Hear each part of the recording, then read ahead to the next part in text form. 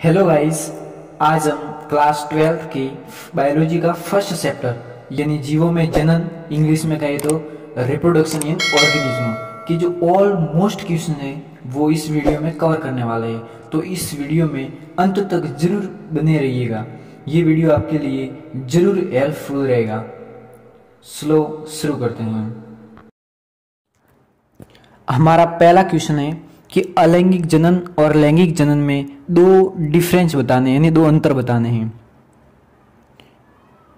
तो इसका आंसर इस प्रकार है कि जो अलैंगिक जनन है ना उसमें एक ही जनक भाग लेता है और जो लैंगिक जनन है उसमें दो जनक भाग लेते हैं। पहला अंतर। और दूसरा अंतर ये है कि जो अलैंगिक जनन है उसमें युग्मकों का संलयन नहीं होता है और जो लैंगिक जनन है उसमें युग्मकों का संलयन होता है। हमारा प्रश्न दूसरा है कि अलैंगिक जनन से उत्पन्न संतति को क्लोन क्यों कहते हैं। इसका आंसर है कि अलैंगिक जनन से उत्पन्न संतति आकार की व आनुवंशिक रूप से जनक के समान होती है, इसलिए अलैंगिक जनन से उत्पन्न संतति को हम क्लोन कहते हैं। हमारा तीसरा क्वेश्चन है कि अलैंगिक जनन की विधियों के नाम बताइए। तो इसका आंसर है अलैंगिक जनन की विधियां वैसे तो बहुत सारी होती है, लेकिन जो मुख्य विधियां हैं वो ये हैं। पहली है विखंडन, दूसरी मुकुलन, तीसरी बीजाणु जनन, चौथी जैम्यूल, पांचवी कॉनिडिया, छठी पुनरुद्भवन और सातवीं है वो है कायिक प्रवर्धन। वैसे तो बहुत सारी होती है लेकिन मोस्ट और मुख्य इन्हें ही शामिल किया गया है। क्वेश्चन चौथा है कि कायिक प्रवर्धन किसे कहते हैं, परिभाषित कीजिए। यानी हमें कायिक प्रवर्धन की परिभाषा बतानी है। कायिक प्रवर्धन को कायिक जनन भी कहते हैं। कायिक प्रवर्धन की परिभाषा यानी बीज के अलावा पौधे के किसी कायिक भाग जैसे जड़, तना, पत्ती से नए पौधों का निर्माण होना कायिक प्रवर्धन कहलाता है। क्वेश्चन पांचवा है कि उन विधियों के नाम बताओ जिसमें भूमिगत तने द्वारा कायिक प्रवर्धन होता है।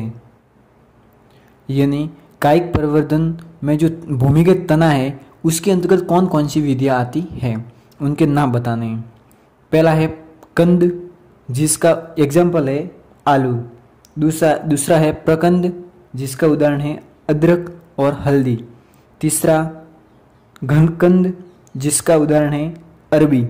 चौथा छलकंद, जिसका उदाहरण है प्याज व लहसुन। ये जो विधियां है कंद, प्रकंद, छलकंद, घनकंद, इनमें जो कायिक प्रवर्धन होता है वो भूमिगत तने द्वारा होता है।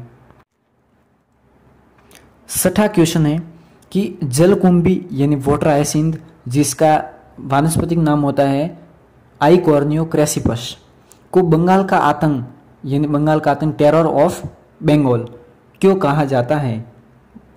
वापस क्वेश्चन पढ़ता हूं कि जलकुंभी को बंगाल का आतंक क्यों कहा जाता है। इसका जो आंसर है वो इस प्रकार है। जो जलकुंभी है उसकी जल के अंदर अत्यधिक तीव्र गति से वृद्धि होने के कारण दूसरे जीव और जो पौधे होते हैं ना वो नष्ट हो जाते हैं तथा अत्यधिक वाष्पोत्सर्जन से जलाशय भी सूख जाते हैं, इसलिए जलकुंभी को बंगाल का आतंक कहा जाता है। एक बात और बता दूं कि इस जो जलकुंभी है इस पौधे को विदेश से लाया गया था। क्वेश्चन सातवां है कि कायिक प्रवर्धन के लाभ लिखिए। कायिक प्रवर्धन यानी अलैंगिक जनन की एक जो प्रमुख विधि है कायिक प्रवर्धन, अब उससे लाभ क्या क्या होते हैं वो आपको लिखना है। तो इसका आंसर है कि फर्स्ट, कम समय में पौधों को तीव्र गति से उगाया जा सकता है। बिना बीज वाले पौधों को भी उगाया जा सकता है, जैसे केला हो गया, गन्ना हो गया। इसमें कम धन और कम श्रम की आवश्यकता होती है। श्रम मतलब मेहनत। वांछित गुणों में बिना बदलाव किए नए पौधों को प्राप्त किया जाता है। यानी इसमें जो संतति उत्पन्न होती है, नए पौधे जो उत्पन्न होते हैं उनमें और जनक पौधे में जो लक्षण होते हैं वो समान रहते हैं, उनमें कोई डिफरेंस नहीं होता है। नेक्स्ट आठवां क्वेश्चन है कि मौसमी प्रजनक व सतत प्रजनक में अंतर लिखिए। मौसमी प्रजनक और सतत प्रजनक ये अलैंगिक जनन की जनन प्रावस्था के अंदर प्राणियों में पाए जाते हैं। अब इनके अंतर इस प्रकार है कि जो मौसमी प्रजनक होते हैं वो किसी विशेष मौसम में ही जनन कर सकते हैं, और जो सतत प्रजनक होते हैं उनमें हर समय जनन करने की क्षमता होती है। दूसरा अंतर उनके उदाहरण कि जो मौसमी प्रजनक हैं उनके उदाहरण है कुत्ता, गाय, भैंस, बिल्ली, और जो सतत प्रजनक हैं उनके उदाहरण है मनुष्य, बंदर, कपी और लंगूर। ये 4 उदाहरण है, मनुष्य, बंदर, कपी और लंगूर। इनको 4 को छोड़कर जितने भी प्राणी हैं वो सभी मौसमी प्रजनक के अंतर्गत आते हैं। नेक्स्ट 9वां क्वेश्चन है कि मध्य चक्र और रज चक्र में अंतर लिखिए। ये मध्य चक्र और रज चक्र दोनों मादाओं में पाए जाते हैं और इनमें हमें अंतर बताना है। तो पहला अंतर है कि जो मध्य चक्र है इसमें मादाओं के गर्भाशय में इंडोमेट्रियक पदार्थ पाया जाता है जिससे योनि से रक्त का स्राव नहीं होता है, और जो रज चक्र में है उसमें मादाओं के गर्भाशय में इंडोमेट्रियक पदार्थ नहीं पाया जाता है जिसके कारण योनि से रक्त का स्राव होता है अर्थात पीरियड्स आते हैं। सेकंड अंतर है कि जो मध्य चक्र है वो मौसमी प्रजनक के अंतर्गत आता है और जो रज चक्र है वो सतत प्रजनक के अंदर आता है। और आप जानते ही होंगे कि मौसमी प्रजनक के उदाहरण और सतत प्रजनक के उदाहरण अगले वाले क्वेश्चन में आपको बता दिया गया था। नेक्स्ट 10वां क्वेश्चन है युग्मक जनन क्या है समझाइए। तो इसका आंसर है कि अलैंगिक जनन के दौरान अगुणित कोशिका का निर्माण होना युग्मक जनन कहलाता है। युग्मक 3 प्रकार के होते हैं। पहला होता है सम युग्मक, इसका एग्जाम्पल है यूलोथ्रिक्स। दूसरा होता है विषम युग्मक जिसका उदाहरण है शुक्राणु व अंडाणु जो मनुष्य में पाए जाते हैं। तीसरा सम युग्मक जिसका एग्जाम्पल है शैवाल। नेक्स्ट 11वां क्वेश्चन है युग्मकों में कोशिका विभाजन किस प्रकार से होता है समझाइए। ये आपको लघुत्रात्मक प्रश्न या अति लघुत्रात्मक प्रश्न में भी पूछ सकता है एग्जाम में, और ये बहुत ही ज़्यादा इंपॉर्टेंट भी है। तो इसका आंसर है कि युग्मक निर्माण की सर्वप्रथम खोज शैवाल व प्रोटिस्टा में की गई थी। लैंगिक जनन के दौरान बनने वाली अगुणित कोशिका अर्थात युग्मकों में कोशिका विभाजन होता है। अब जो निम्न श्रेणी के जीव है उनमें समसूत्री विभाजन होता है जिससे जो उनका शरीर है वो अगुणित रहता है, और उच्च श्रेणी के जीवों में अर्धसूत्री विभाजन होता है जिससे उनका जो शरीर है वो द्विगुणित रहता है।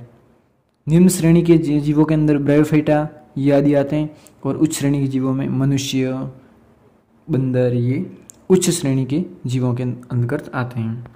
नेक्स्ट क्वेश्चन है कि बाह्य निषेचन की तुलना में आंतरिक निषेचन सर्वश्रेष्ठ है क्यों।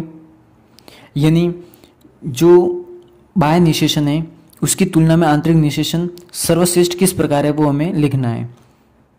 तो इसका आंसर होगा कि बाह्य निषेचन में नर युग्मक व मादा युग्मक का संलयन संयोग मात्र से होता है।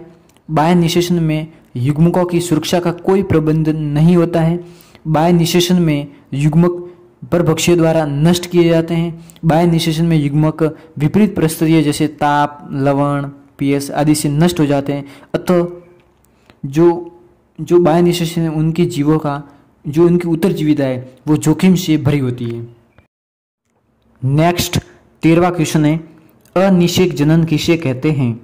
यानी पार्थियोजेनेसिस की हमें परिभाषा लिखनी है कि जब कोई अंड कोशिका बिना नर कोशिका से संलयित हुए नए जीव का निर्माण करती है तो उसे अनिषेक जनन कहते हैं। इसका एग्जाम्पल है टर्की, मधुमक्खी और रोटीपर्स। जो रोटीपर्स होता है उसे हम हिंदी में टर्की बोलते हैं।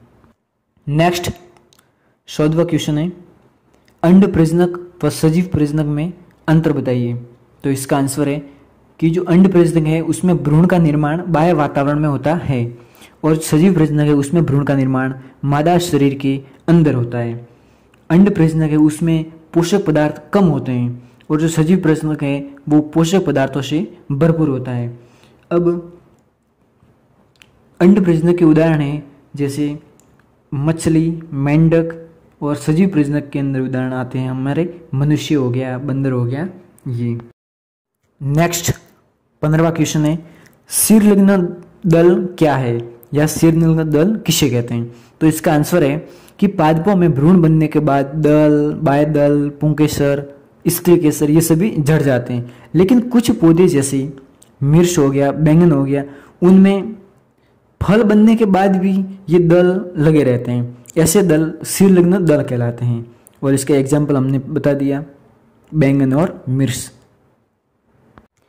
आई होप ये वीडियो आपको पसंद आया होगा।